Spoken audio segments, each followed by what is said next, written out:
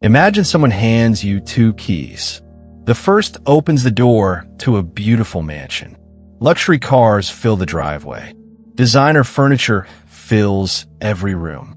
People stop to admire it whenever they pass by. The second key looks ordinary. No one notices it. It opens the door to a small office building. Inside, nothing looks particularly impressive.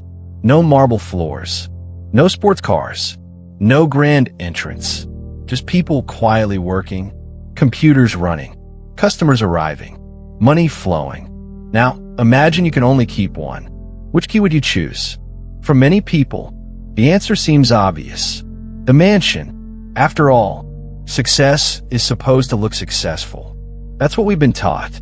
From childhood, we're surrounded by symbols that promise happiness. The bigger house, the newer car, the luxury watch, the designer handbag, the first-class seat, the exclusive neighborhood. Each one whispers the same message. If people see this, they'll know you've made it.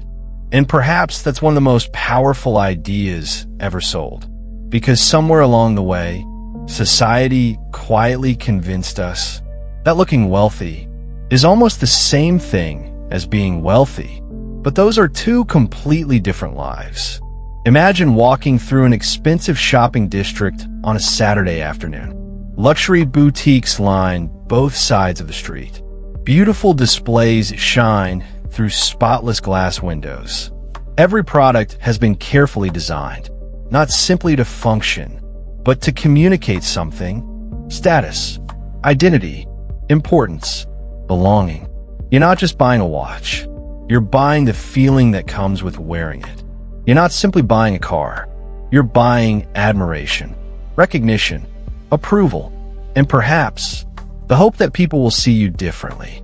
Behavioral economists have spent decades studying why people spend money the way they do. Again and again, they discovered something fascinating. Many purchases aren't driven by necessity. They're driven by comparison. Human beings naturally observe the people around them. Their neighbors, their friends, their co-workers, even complete strangers on social media. Without realizing it, we begin measuring our success against theirs. If someone upgrades, we quietly feel pressure to upgrade too. Not because our lives became worse overnight, but because someone else's life suddenly looks better. This is called relative status, and it's one of the strongest psychological forces influencing financial decisions. The remarkable part is, most people never realize it's happening. Every purchase feels personal, independent, completely rational. Yet millions of people are quietly buying things to solve emotional problems that money was never designed to solve. Imagine standing in front of a mirror. Every expensive possession appears behind you. Luxury clothes, a beautiful home, an expensive car, jewelry, technology, everything you've worked so hard to own. Now slowly remove the mirror. Without someone else watching, how much of that still matters? It's an uncomfortable question, because many status symbols only have value when someone else sees them.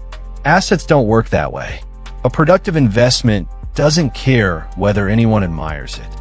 A business doesn't become profitable because people talk about it. An index fund grows, whether anyone applauds it or not. Real wealth is surprisingly quiet.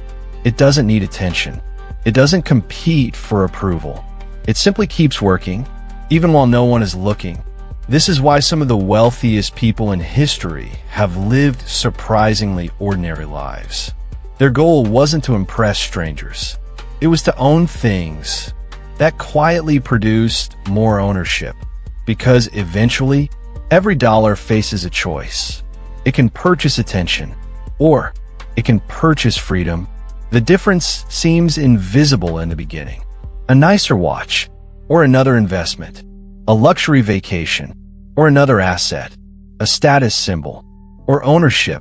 Each decision feels small, almost insignificant. But over decades, those tiny decisions create two completely different futures. One future becomes increasingly expensive to maintain. The other becomes increasingly valuable to own. And perhaps that's the greatest illusion surrounding wealth. The world celebrates appearances, but wealth is built beneath the surface. Quietly, patiently, one ownership decision at a time. So before we discover why the wealthy consistently choose assets over status, we first need to understand something much deeper. Why does status feel so irresistible in the first place? Because until you understand the psychology of status, you'll never fully understand the psychology of wealth. Imagine walking into a grand theater. The lights are dazzling. The audience is applauding. Everyone is dressed impeccably. On stage, people compete for the spotlight. The louder the applause, the greater their sense of achievement. Now, imagine walking backstage. The costumes are hanging on racks. The makeup is being removed. The expensive jewelry is locked away. Suddenly, the illusion disappears, because what looked extraordinary from the audience was carefully designed to be seen. Modern life often feels remarkably similar. Every day, millions of people step onto a different kind of stage. Not inside a theater, but on social media, in shopping malls, luxury restaurants, office parking lots, neighborhoods, vacations, even family gatherings.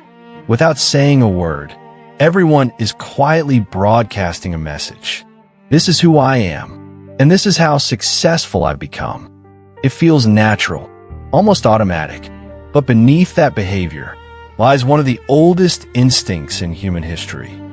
Long before there were luxury cars, designer brands, or expensive watches, human beings lived in small tribes.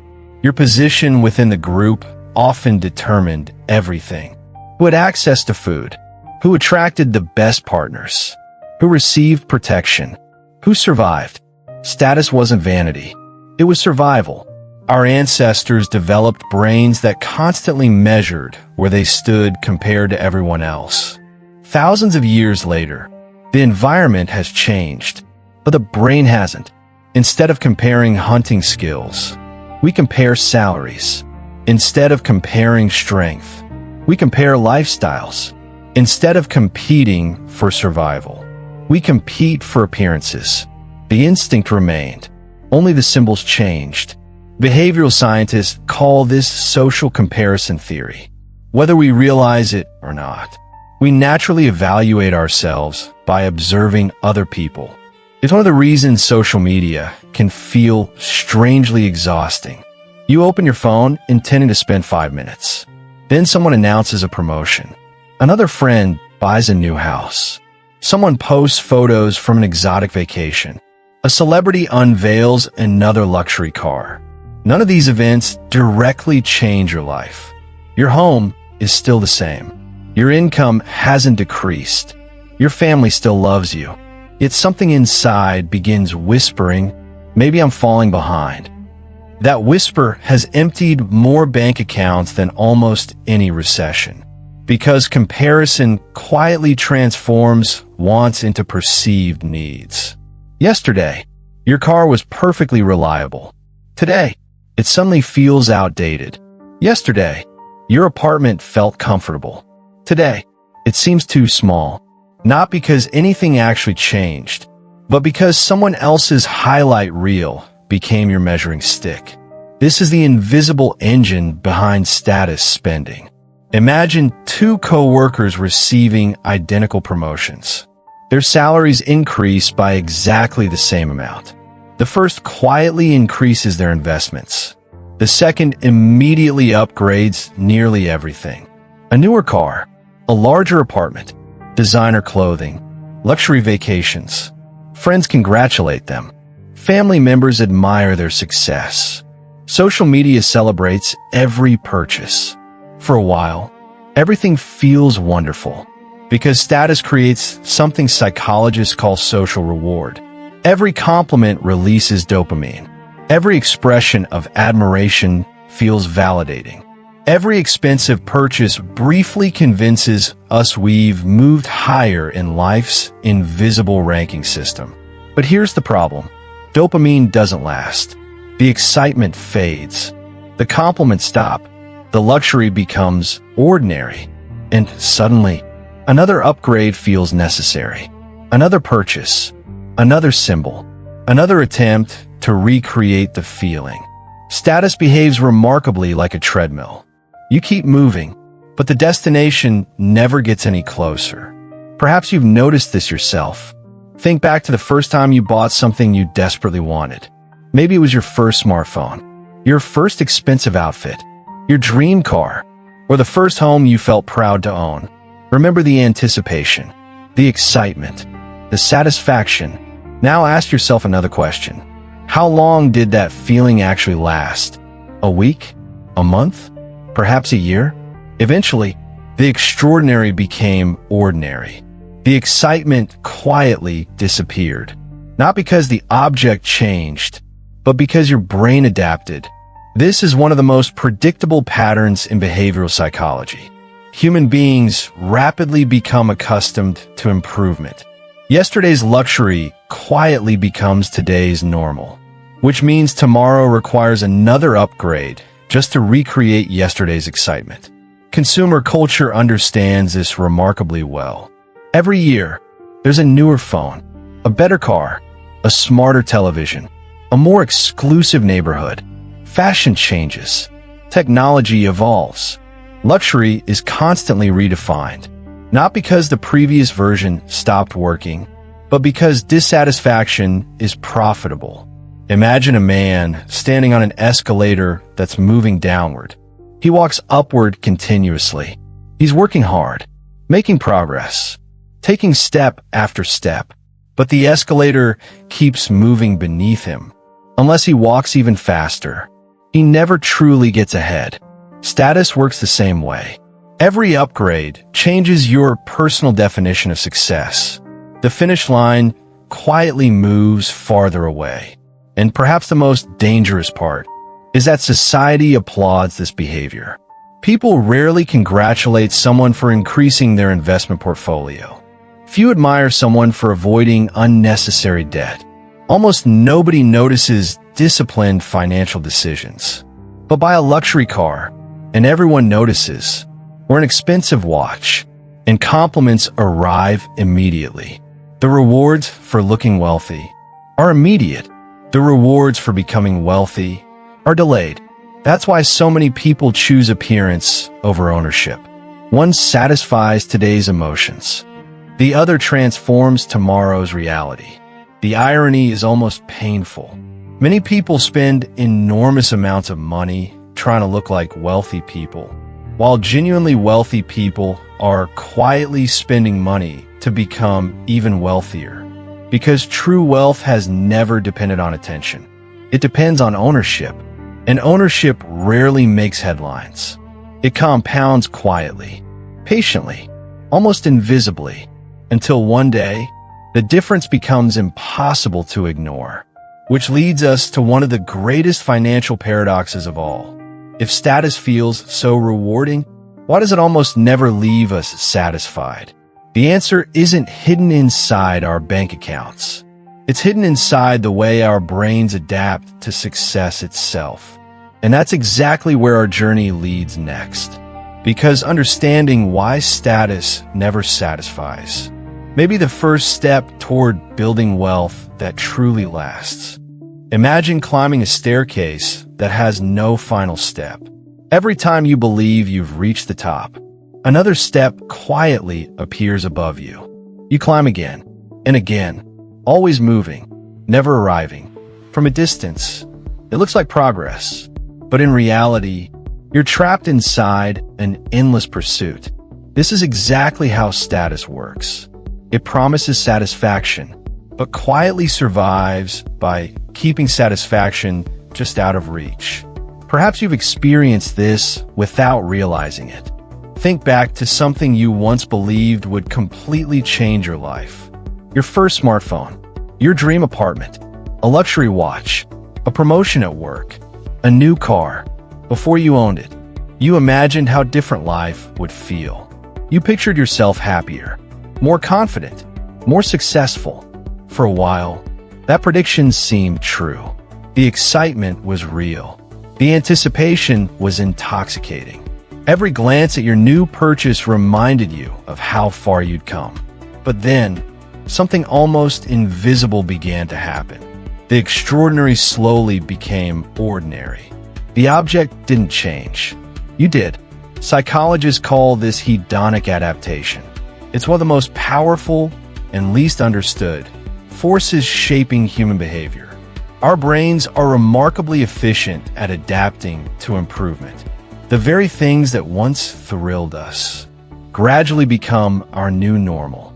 Yesterday's luxury becomes today's expectation. And once expectations change, a new desire quietly takes its place. Imagine buying your dream car. For the first few weeks, you park where everyone can see it.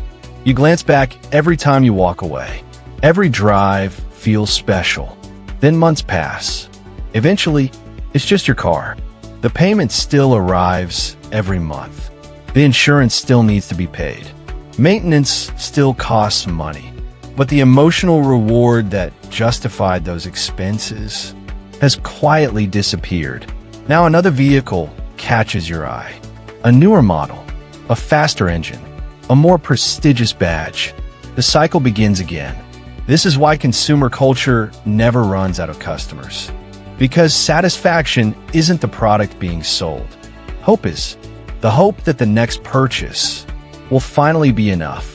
Advertising understands this better than almost anyone. Notice what luxury advertisements rarely talk about. They don't focus on transportation, or telling time, or carrying your belongings. Instead, they sell identity, confidence, success, belonging, importance. The product becomes a symbol, not of what it does, but of who you hope to become. Imagine walking into two identical restaurants. The food tastes exactly the same. The service is identical. The only difference, one charges 5 times more. Surprisingly, many people automatically assume the expensive one must be better. Not because they've tested it, but because price itself becomes a status signal. Behavioral economists call this signaling. Sometimes we buy things, not because they improve our lives, but because they communicate something to other people. Status spending often has very little to do with personal enjoyment. It has everything to do with perception, and perception is incredibly expensive to maintain.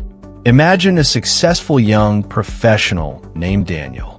His career is thriving. His income continues increasing. Each promotion allows him to upgrade something. A larger apartment, a luxury SUV, designer clothing, exclusive vacations. Friends admire his lifestyle. Social media celebrates his success. From the outside, everything looks perfect, but behind the scenes, his monthly obligations continue growing. The larger apartment creates a larger mortgage. The luxury vehicle increases insurance. Expensive restaurants become routine. Premium subscriptions quietly multiply. Each purchase feels justified. After all, he's earning more. Yet something strange begins happening. Despite making more money than ever, he never feels financially secure, because every increase in income has been matched by an increase in lifestyle. His earnings grew, but so did his dependence. This is the hidden cost of status. It doesn't simply consume money. It consumes future choices. Every financial obligation quietly demands tomorrow's income before tomorrow even arrives. Imagine carrying a bucket with tiny holes in the bottom. Every raise pours more water into it, but the holes quietly grow larger too. No matter how much you add, the bucket never truly fills. Status works the same way. The more we define success by what we own, the more expensive success becomes. And eventually, we begin working, not to build wealth, but simply to maintain appearances. This is why some of the highest earners still feel trapped. Their salaries are impressive, Their lifestyles are admired, but their freedom continues shrinking because status has an appetite, and it is never satisfied. Meanwhile, something very different is happening elsewhere. Across town, another individual receives the same promotion, the same bonus, the same opportunity. But instead of asking, "What can I upgrade?" they ask a different question. "What can I own?" The answer changes everything. Instead of purchasing symbols, they purchase systems. Instead of collecting admiration, they collect ownership. Instead of chasing temporary excitement, they quietly build permanent value. At first, almost no one notices. Their lifestyle doesn't change dramatically. Their house looks ordinary. Their car attracts little attention. Their wardrobe isn't designed to impress strangers. Some people even assume they're less successful. But appearances can be remarkably misleading. Because while one person is financing status, the other is financing freedom. One is buying things that demand more money.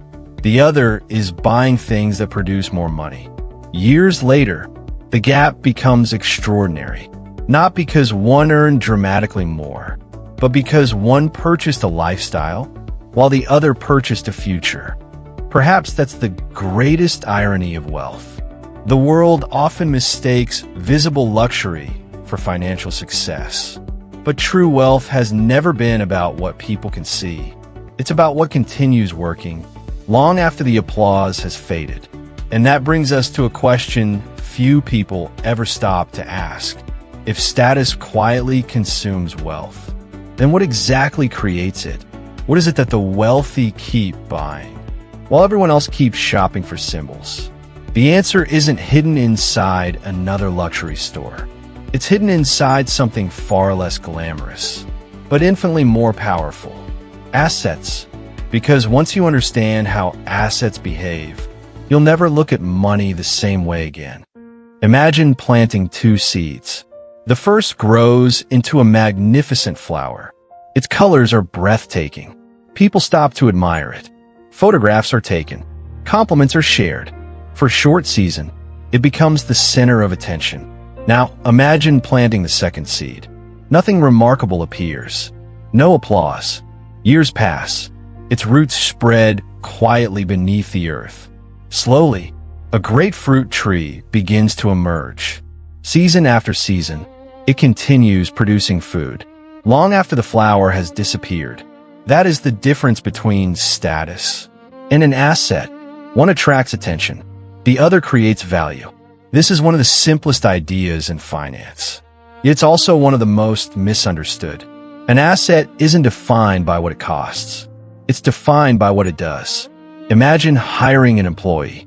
Every month, they report to work, produce value, generate income. Now imagine another employee. Instead of producing, they constantly ask for more money, more maintenance, more attention. One contributes, the other consumes. Money behaves exactly the same way. Some purchases become employees, others become dependents. The wealthy understand this distinction. Before spending $1, they ask one question: will this dollar work for me?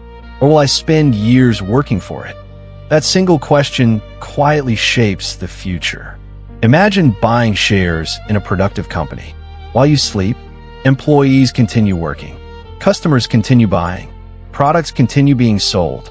Your ownership quietly participates in all of it. Now imagine buying a luxury vehicle. While you sleep, its value declines. Insurance continues. Maintenance waits. Repairs become inevitable. One purchase produces, the other consumes. Neither is inherently good or bad. The difference is simple.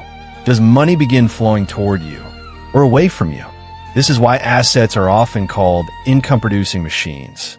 Not because they're magical, but because ownership allows your effort to continue long after you've stopped working. Imagine an author writing a book. Years of effort, research, editing, publishing. Then one day, people begin buying it. Years later, they still do. The effort happened once. The rewards continue repeatedly. Assets follow a simple pattern. Work now, benefit later, Status follows the opposite pattern. Enjoy now, pay later. Perhaps that's why wealthy people become fascinated by ownership. Ownership separates income from personal labor. Imagine owning rental property. Every month, rent arrives. Imagine owning part of a business. Customers generate income. Imagine owning intellectual property. A book, a course, a patent. Each continues producing, whether anyone notices or not. They don't need applause, recognition, or validation. They simply keep working, quietly, patiently, relentlessly. This is why genuine wealth often becomes invisible. Imagine walking through an ordinary neighborhood. One house belongs to a highly paid doctor. Next door, lives someone driving an older car. Nothing about their lifestyle attracts attention. Few people realize they own apartment buildings, businesses, investment portfolios, digital products. From the street, the doctor appears wealthier. Behind the scenes, the investor owns something far greater. Freedom, because assets don't simply increase income. They increase choices. The choice to reduce working hours, to spend more time with family, to survive difficult seasons without panic. Money matters because of the freedom it creates. Assets quietly multiply that freedom. Imagine two rivers. One constantly flows outward. No matter how much enters, it keeps leaving. The other receives streams from every direction. Over time, it becomes larger, stronger. Assets work the same way. One investment becomes two. Two become many. Not overnight, but gradually, patiently, almost invisibly. That's why compounding feels deceptive. At first, very little seems to happen. Others appear to move ahead with bigger houses and luxury cars. But beneath the surface, every productive investment is quietly buying another investment. Income begins creating more income. Ownership begins creating more ownership. Eventually, the process becomes difficult to stop. This is the secret life of assets. They don't simply preserve wealth. They reproduce it. Rich people don't become wealthy because they buy expensive things. They become wealthy because they buy things that eventually begin buying other things for them. But this raises an even deeper question. If assets are so powerful, why do the wealthy continue choosing them, even after they could afford almost anything? The answer isn't hidden in their bank accounts. It's hidden in the way they think. Because long before millionaires owned different assets, they develop a completely different relationship with money itself. And that's where our journey leads next. Imagine standing at the edge of a river. Two bridges stretch across the water. The first bridge is crowded. Thousands of people are crossing it. Everyone is carrying possessions.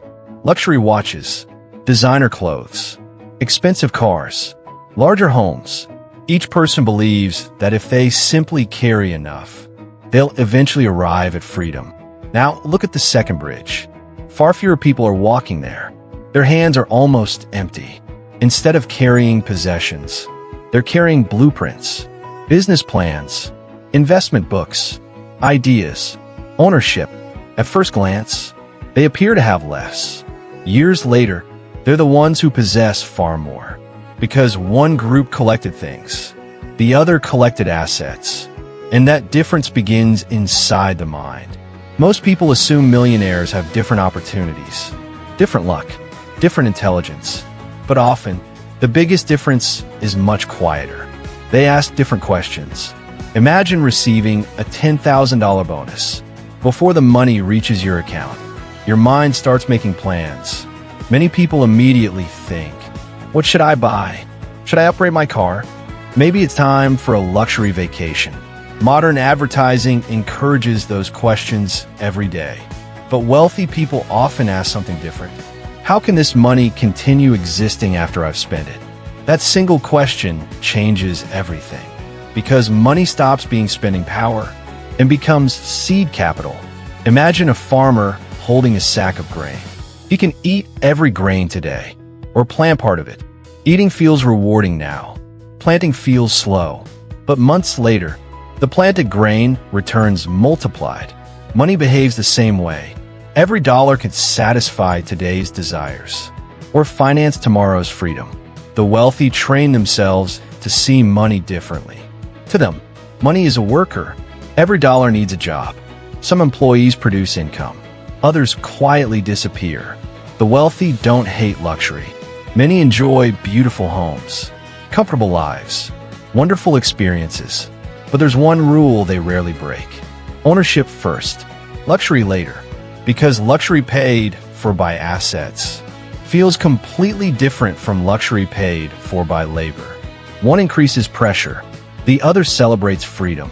Imagine two entrepreneurs sitting in the same cafe. Both wear simple clothes. Both drive modest cars. A stranger might assume neither is especially successful. But appearances reveal very little. One quietly owns several businesses. The other owns commercial property. Another receives royalties from intellectual property. None of these assets announce themselves. Ownership rarely introduces itself. It simply keeps producing. This is why genuine wealth often looks surprisingly ordinary. Many self-made millionaires live below their means. They avoid unnecessary debt. They invest before they upgrade. Their neighbors often have no idea how wealthy they really are. Because invisible wealth compounds. Visible wealth often depreciates. Imagine an iceberg floating in the ocean. Only a small portion rises above the surface. Everything supporting it lies beneath. Status is the visible tip. Ownership is everything below. Most people polish what others can see. The wealthy strengthen what no one notices. That's why financial freedom rarely arrives dramatically. It grows beneath the surface. One investment, one business, one productive decision at a time. Imagine watching a cathedral being built. On the first day, it looks unimpressive. Weeks pass. Progress seems slow. Years later, people admire the masterpiece. Few appreciate the thousands of ordinary days that created it. Ownership follows the same pattern. The early years rarely attract attention. Consumption gets applause. Patience rarely does. But the wealthy understand something profound. Attention is temporary. Ownership is permanent. Every productive asset strengthens tomorrow. Every investment creates another opportunity. Every disciplined decision builds another layer of independence. Eventually, their inner conversation changes. They no longer ask, "Can I afford this?" Instead, they ask, "Will this make my future stronger or weaker?" That question quietly filters every financial decision, because every dollar spent today is voting for the life you'll live tomorrow. And perhaps that's the greatest difference between consumers and owners. Consumers ask money to create moments. Owners ask money to create freedom. The encouraging part is, this mindset isn't reserved for millionaires. It can begin with the very next dollar you earn. Because buying assets isn't what wealthy people do after becoming rich. It's how many of them became rich in the first place. Imagine standing at the entrance to a railway station. Two trains are preparing to depart. The first train is crowded. Passengers carry shopping bags, luxury boxes, expensive gadgets, designer clothing. Every stop offers another opportunity to buy something. The second train is much quieter. Its passengers carry notebooks, investment reports, business ideas, books, plans. At first, the first journey looks far more exciting. The second appears almost ordinary. But 20 years later, the destinations couldn't be more different. One train arrives at a life that constantly demands more income. The other arrives at a life that quietly creates it. That's the surprising truth about wealth. It isn't built by one extraordinary decision. It's built by thousands of ordinary ones. Most people believe buying assets begins after becoming wealthy. History tells a different story. People often become wealthy because they start buying assets long before anyone notices. Imagine a young engineer named Michael. He earns a respectable salary.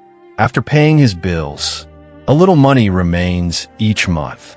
His friends spend theirs on familiar upgrades. A newer phone, luxury sneakers, weekend shopping, restaurant meals, another subscription. Michael enjoys those things too.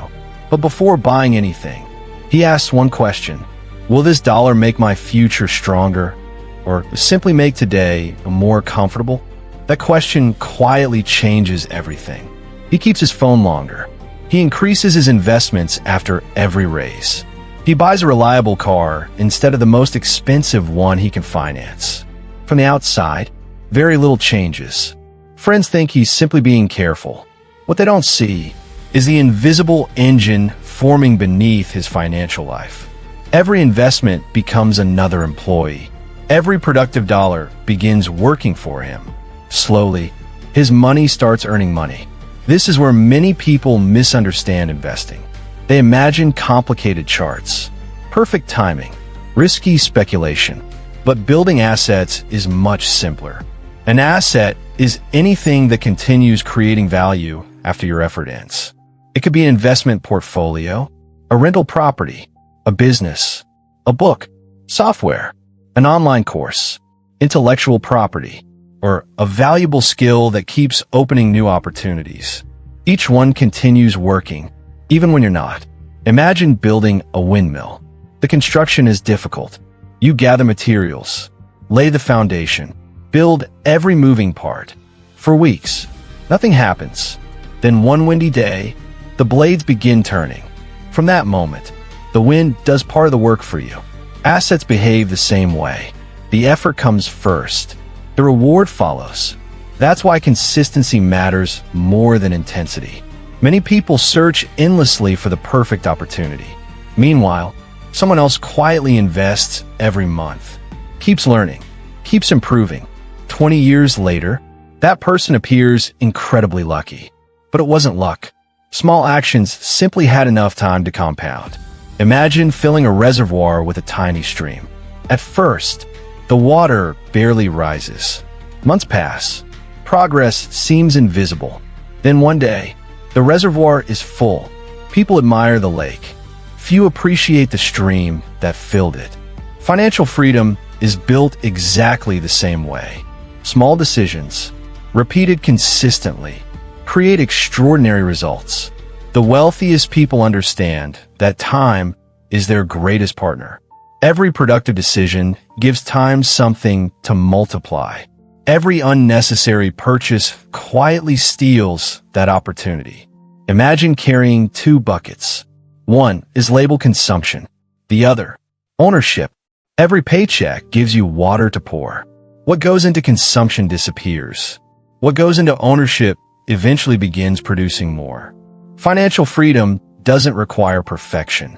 It requires direction. There will still be vacations, celebrations, good meals, meaningful experiences. The goal isn't to eliminate enjoyment. It's to avoid sacrificing permanent freedom for temporary excitement. Eventually, your purchases stop answering one question: will people be impressed?